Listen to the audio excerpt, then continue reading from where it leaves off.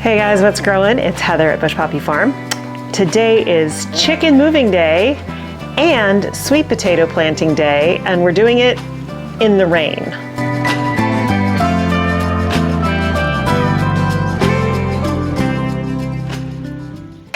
So it is 2 p.m. on Friday. It's been raining since about 1 o'clock in the morning. Not heavy rain, just steady. And it was supposed to clear out by noon today, but it is totally not cleared out. It's socked in. So I've already been out working a bit.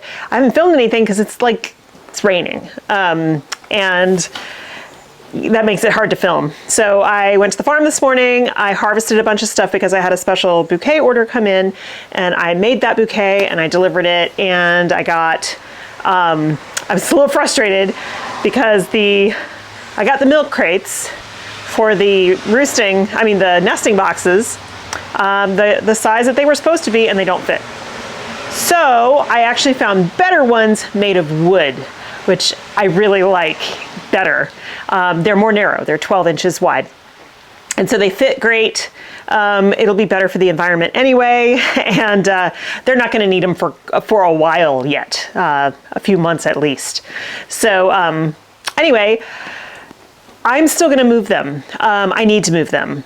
I can't really effectively start seeds in the greenhouse till I get them out of there. It's so dusty, it's so packed, it's hard to move around. So even though it's raining, I'm gonna move them. We've actually been putting, you're gonna laugh, but this is a Tidy Cats box. It's got a lid on it. It's got pine shavings in it. And basically I put 2 at a time in these. I have 2 of them, and carry them down. So they're not happy, but at least they're dry and they're safe. They can't fly off or anything like that. So I'm gonna do that.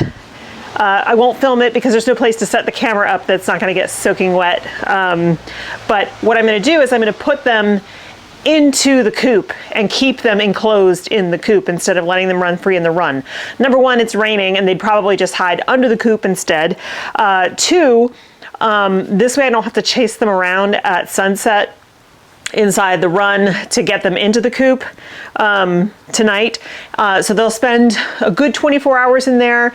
If it's sunny tomorrow, which I think it should be, I'll let them out, let them roam around their run and everything, and then I'll have to go out there at night and put them into the coop again a couple days in a row at least to get them familiar with, oh, this is our home now. And then at some point they just start going in there on their own and you just close them up at night. So at some point down the road, I'd like to get an automatic door opener, but we're not there yet.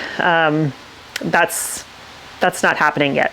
So it'll be me opening and closing them in morning and night, but that's fine. They're still young. I still want to be able to check on them all the time. So I'm gonna get my rain jacket on and get these guys moved. And then what I'm gonna do is, and I'm gonna need Aiden's help for this. Mike and Dylan are still up in Tahoe today snowboarding. Aiden got a nasty cold and he got sick, so he couldn't go. So I'm gonna get him to help me carry the brooder, the stock tank, down in front of the chicken run, one of the fence lines there. And what I'm gonna do is I'm gonna leave all the litter in it that's currently in there because that's full of nitrogen and carbon from the pine shavings. I'm gonna drill some holes in the bottoms for good drainage, set that up right up against the fence line, fill it with compost, and plant my sweet potatoes. Not all of them, but a lot of them are gonna go in there. So that soil, there will be nice rich soil for the sweet potatoes. It'll be nice and loose and fluffy for the sweet potatoes, which is what they love.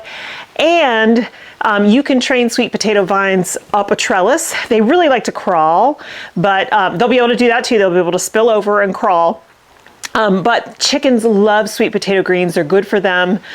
So they can pick through the fence whatever sweet potato greens are growing up. That'll be totally fine too. And yeah, so I'm gonna try that. I'm also gonna plant some sweet potatoes in the garden. So these arrived yesterday. I know I have started sweet potato slips in the greenhouse, but they haven't even started sprouting yet. So it's going to be a while, and now's kind of the time I need to get them in. So I had ordered these already a while ago. These are sweet potato slips, and when I go to plant them, I'll take them apart and show you what I mean by that. This variety is called Beauregard, and this variety is called Hernandez. So these guys arrived yesterday. They need to go in the ground. If you order sweet potato slips and you get them in the mail and you can't plant them right away, keep the root part damp, not soaking wet, not sitting in a bottle of water or a glass of water, but damp, and try to keep them upright. That's just the instructions. So, all right, I'm gonna go take care, get the chickens in, then get Aiden to help me move the brooder. And once I do that and get it all filled with soil and all that kind of stuff, we'll go on and plant these sweet potatoes. Then I'm finally going to clean out the greenhouse. It's so dusty in there, and make space and get everything organized so that I can start my seeds. My week 13 seeds, which are now almost 2 weeks late. It happens. Okay, let me get going. Change of plans. We got the chickens in. Their new feeder came today, so that's good. They're all set up with tons of food and tons of water. They're in the coop. They are a little freaked out. They're like, they don't want to walk on the 1-inch hardware mesh. I think maybe because they can see the ground and they think that they're going to fall through or whatever. But I put their giant log, the roost that they had in the brooder, in there because they love that thing. So they're all huddled up together on the roost bars as well as the log.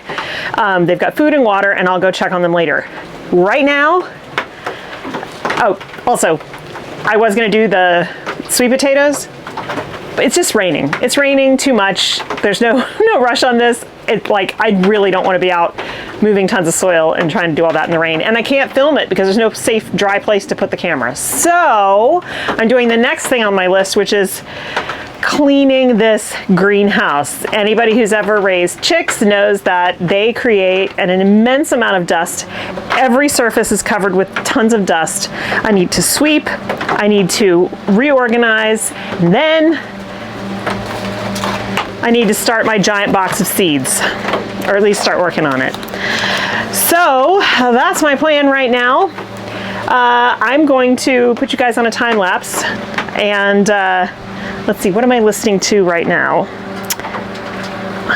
I am listening to Blood and Tears by John Carson.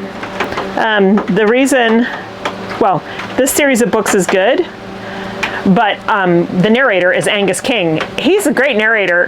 He's a Scotsman, and this takes place in Scotland, this series.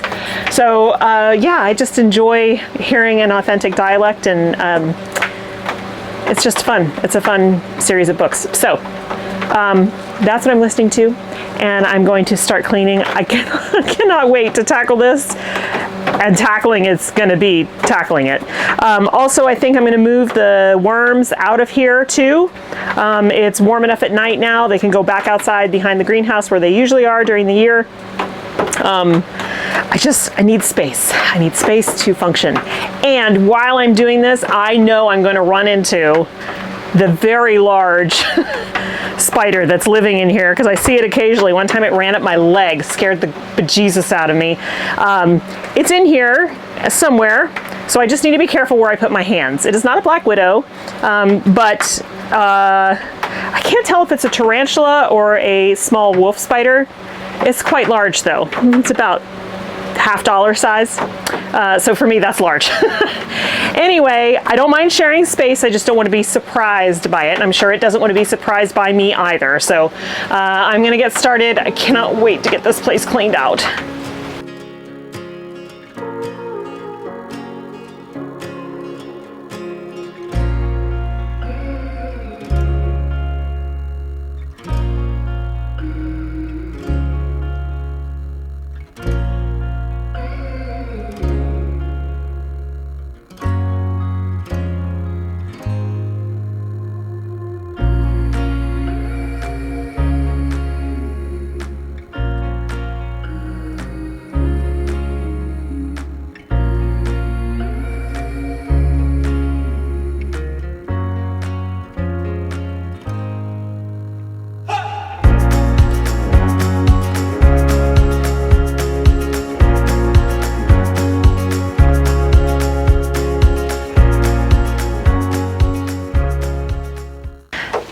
feels so much better. I cannot tell you the amount of spider webs in here. Wow. I mean, they're visible because of all the dust. They've probably been here for a while, but good gravy, there was a lot. Okay. It's still a little dusty in here, but things look better. I feel a little bit more comfortable being in here. Okay, so now I'm gonna get ready to start seeds. I still have enough seed blocking mix to at least get started. I'm gonna have to mix up a whole bunch more, but that's okay. I can do that probably tomorrow. So what am I starting today? Sunflowers. I'm behind actually. So sunflowers, I'm starting lots of different varieties of amaranth. I'm starting winged amobium, winged everlasting, it's amobium. I used that last year dried. It's so pretty. It's kind of like a chamomile or a feverfew, but it's papery like straw flower, and it dries really, really well. And then I have a number of asters, including this, what is this, salmon Yanina, and this one, Gusford Supreme. I already have some of these growing in the high tunnel, so I don't know if I'm gonna start a whole lot of those. And then I'm starting all the basils, citrus basil, aromato basil. These are the ones I use for fillers in bouquets. Starting more chamomile, just for planting around. I'm starting cup and saucer vine, Blue Cathedral, bells. Never grown this before, it's a climber. So I'm looking forward to that. I'm starting more Eryngium, even though we're doing pretty well on that, and getting ready to start all of my grasses. I really love growing ornamental grasses, and they make amazing additions to bouquets. So I have feathertop, green drops, bunny tails, which used to be my favorite, but now my favorite is Highlander grass. So I have also red jewel and Highlander, and then a new favorite as well, limelight millet. This is a gorgeous grass, and then lowlander grass. So yeah, starting all of those. And another new one for me, this is Dodiscus. Oh no, it's not. It's Trachamini. So this is why it's important to use sorry, scientific names as opposed to just what are they called? I don't know, generic names or whatever, the standard names that we usually use, because a lot of the things can be called the same thing, but the scientific names are very specific. So this one is mixed colors lace flower, but it is not Ami or anything like I grow already. Let's see what else we have. Mahogany Splendor Hibiscus, which is a beautiful filler. That won't really be ready for cutting until the fall, but I love it. And Purple Majesty Millet. Since I loved the green one, I thought I would try this beautiful purple one. And then a whole ton of nasturtiums, like ton. I mean, a ton. Like, here, I'll show you. There's kind of like no end to the nasturtiums that I'm doing. What is this? Amazon Jewel. This is a climbing one. These are great for pulling up trellises and stuff. Mahogany. I got more Amazon Jewel. Vanilla Berry. This one's really pretty. This is new for me this year. Bloody Mary nasturtium. Tip Top Alaska Salmon. The Alaska series has variegated leaves, and I just love that. Purple Emperor, those are really different. They're very kind of frilly. Cherry Rose Jewel, and the Fiesta Blend. So all of those nasturtiums, those don't go into soil blocks. Those actually I just direct sow because they're easy to start, and the seeds are huge. Let's see if I already have a... Here comes the rain again. You can see why I didn't want to be out planting outside. Yeah, so that's what the seeds look like. They're huge. Very easy to sow. Last year what I did was I took all the varieties, dumped them all into a bucket, and mixed them all up and planted them that way. And that was really fun because I got some really cool stuff out at the farm. And those self-sow readily, and you can just collect the seeds, or you can let them stay on the ground and they'll spread for you. But I can't help myself, even though I technically don't need to buy seeds. I could just save them. I keep buying them because they're so pretty and they're fun to buy. Okay, so then also vining, and I have 3 varieties here. Oh, there's a few more nasturtiums that I missed. Butterscotch, which is pretty, and Alaska variegated. See how the leaves are green and white? It's so pretty, so striking. Okay, so another vine I'm growing or want to grow this year is Black-Eyed Susan vine. And I have 3 varieties here. This is Thornburgia is the scientific name for it. This one is Spanish Eyes. This one is, oh, doesn't have a variety name, just Black-Eyed Susan vine. And then this one is Blushing Susie. So those are also climbers. I tried growing them last year, but I planted them way too early and they just didn't take. It got cold and they didn't make it. And then, as I said, lots of sunflowers. So in addition to starting the Pro Cut series, I've also got 3 packets here of Sunflower Steve's Van Gogh mix. That's what the hat I'm wearing is.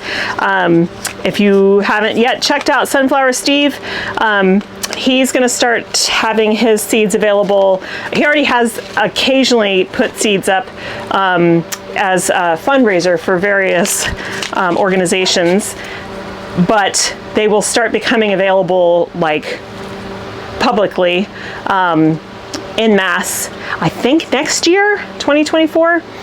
He's working with Aaron Benzkane at Floret to distribute his seeds, and he's been working on these, creating amazing sunflower varieties that don't exist anywhere else for I think almost 20 years now. So it takes a really long time to get true to seed, every time you plant it, varieties of a lot of different types of plants, and sunflowers are one of them. So anyway, check him out. He's great on Instagram. He's got lots of really beautiful posts. Okay, so I'm going to get started. Actually, now that I look at it, a lot of these seeds are not things that I'm going to be starting in soil blocks, so that's kind of a relief. I can start the things that I need to start, and then the rest actually the sunflowers need to go into a tray, start those in a tray, and all the nasturtiums, those are all going to go direct sown here at home and at the farm. So it's not going to be as bad as I thought, and that's a relief. I guess I should have looked closer to make sure I knew what was happening before I freaked out about how far behind I felt. Okay, I'm going to get started.